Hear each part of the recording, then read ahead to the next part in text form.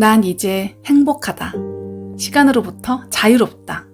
인간관계로부터 자유롭다. 돈으로부터 자유롭다. 매일매일이 기대된다. 자신감이 넘친다. 영원히 죽지 않고 이 즐거움을 누리고 싶다. 나는 과거의 나와 같은 사람들이 이 감정을 느낄 수 있게 해주고 싶다.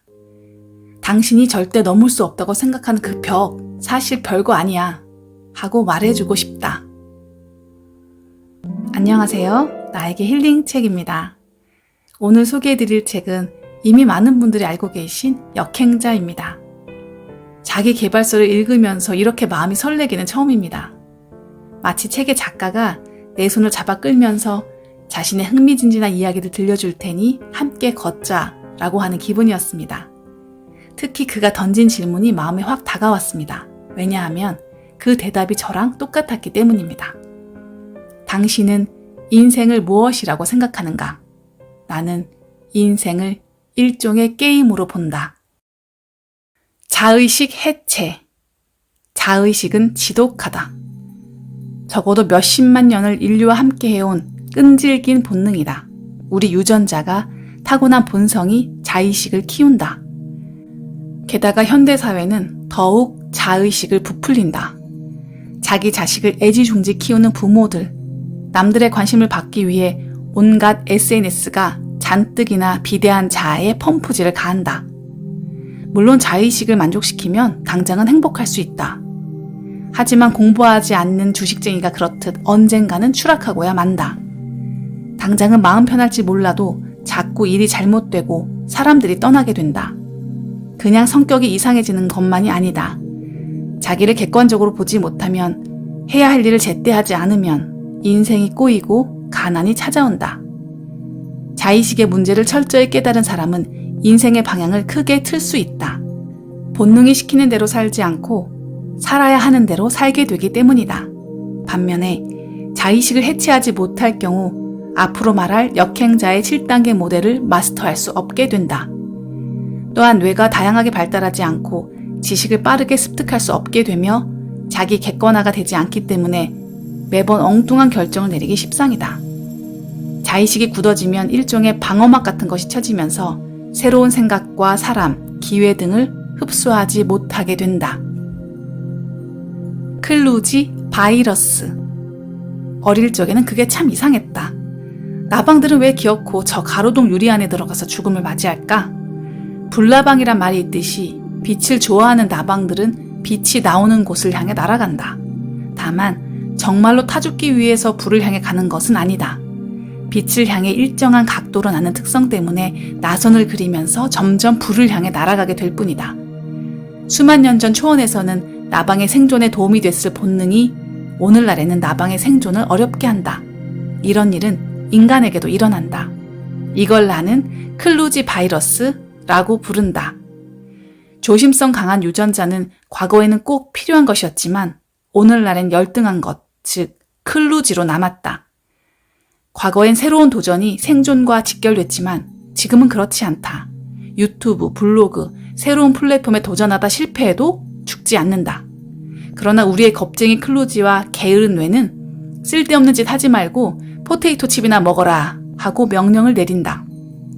사실 오늘날에는 아무것도 하지 않는 것이 자유박탈이라는 결과를 낳는다. 일평생 인생을 장악할 수도 없이 돈과 시간으로부터 속박되어 살아가는 것이다. 도전과 혁신이 지상 명령이 된 지금 겁쟁이 클루지는 자기 개발에 큰 장애가 된다. 평생 가난뱅이 순리자로 살게 만드는 치명적인 바이러스다. 정체성 소프트웨어 설치하기. 종종 사람들은 나는 MBTI가 I형이라서 내향적이야. 나는 신경성이 높아서 예민해. 나는 공운동은 못해. 나는 A형이라서 소심해. 라고 본인을 틀에 가둬버리곤 한다. 정체성을 변화시킴으로써 본인만의 틀을 깨버려야 한다. 정체성을 본인의 한계에 가두는 건 순리자들의 특징이다. 하지만 앞에서 말했듯이 인생이 나락으로 떨어지는 정도의 체험이 없으면 여간에선 정체성 변화가 힘들다. 이 책을 읽다가 갑자기 나는 내일부터 부자로 살아야지 라고 결심한다고 해도 아무 일도 일어나지 않는다. 그래서 정체성을 바꿀 환경을 만드는 게 중요하다. 정체성 변화의 핵심 비결은 바로 이것이다. 뭔가를 더 잘하고 싶으면 결심을 할 게 아니라 환경부터 만드는 것이다. 자동으로 움직일 수밖에 없도록 세팅을 하면 나는 저절로 열심히 살게 된다.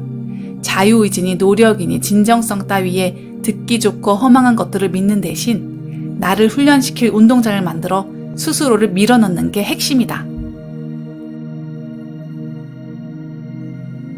인생을 바꾸는 방법은 간단하다.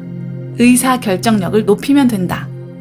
인생이란 미로에서 남들은 막다른 길로 갈 때 나는 출구를 향한 길을 고르면 된다. 남들이 보지 못하는 기회를 포착하면 인생이란 게임이 진행될수록 당신은 레벨업이 된다. 이 인생 공략집과 치트키가 되어주는 것이 독서와 글쓰기다. 의사결정력, 창의력, 메타인지 등을 직접적으로 발달시키기 때문이다. 2년간 2시간씩 글쓰기와 독서를 해라. 나머지 시간에는 놀아도 좋고 쾌락을 추구해도 좋다. 그러면 당신의 뇌는 발달하고 최적화를 이룬다. 별로 힘든 일이 아니다. 일주일에 한두 번만 해도 상위 10%로 올라갈 수 있다. 한 달에 책 한 권 읽는 사람이 별로 없다고 했듯이 규칙적으로 글을 쓰는 사람은 정말 거의 없다. 이래서 인생이 참 쉬운 것이다. 아무도 이 쉬운 것을 하지 않기 때문이다. 유전자의 명령과 본능에 사로잡혀서 온갖 핑계를 만들어내며 포기하는 사람이 대다수다. 그래서 난 오히려 이렇게 생각한다. 매일은 못해도 일주일에 하루만이라도 하자. 이것조차 안 하는 사람이 99%에 가까우니까. 이것만 해도 남들을 훨씬 앞지를 수 있다. 역행자가 될 수 있다.